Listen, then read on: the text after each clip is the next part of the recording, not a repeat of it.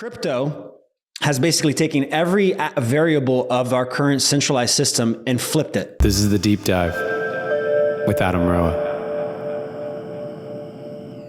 At the same time, what happened? In 2009, Bitcoin came out. Somebody, it was a person, Satoshi Nakamoto, or a group of people, nobody really knows yet. That person that put that out there hasn't stepped out yet. But that was introduced. People started taking on and realized, oh, this is new. This is different.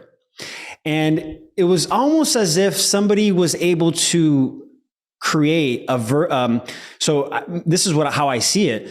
The systems that we've been born into, that's a bastardized version of the natural way that a system, that type of system should be. Okay. So what does that mean? If you, crypto has basically taken every variable of our current centralized system and flipped it. I mean, you can go down the list, and I've done this, and it's like, whoa, it's exactly the opposite. So you have centralized here, decentralized in crypto. You have centralized governing. That means that there's governing powers that are determining how much of it will be created. Self-governing. That means that the protocol itself determines how much should be pumped out at any given moment. You have transparent, or you have not transparent. You have darkness, right? You don't know what's going on in the books. I remember I saw a video. This was pre 9/11. They brought it up in Congress that there was like $2 trillion that was missing from the Department of Justice, and they're like, "Where did this go?"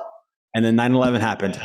I'm not going to say it's a coincidence, but also the same thing with our military. There's massive amounts of money that go into contracts that private organizations. What are the deliverables? What are we actually buying? They're just these massive contracts that can't really be accounted for.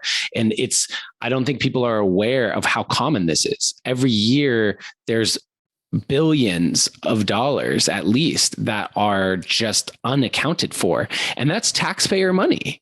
Exactly. That's tax. Exactly. That is my money that I want going to repaving roads and getting new books and education.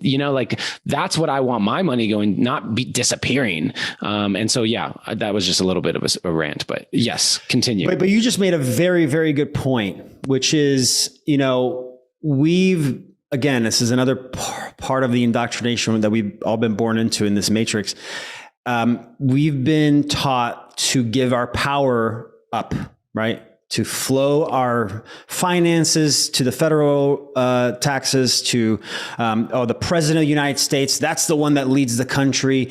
The people all the way up in the federal level. Those are the ones that need to save me.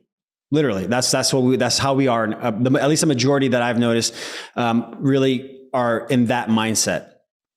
Obviously, if you become aware of this, you can step away from it. But so crypto, I believe, is giving us that power back. It's flipping everything. So crypto is also giving us the power of our finances back. It's giving us power of our decisions back. It's giving us power of our transactions, our data, everything back to us. And that's what I love about it. It's like a physical representation of shifting the flow of power up, back down to sovereignty.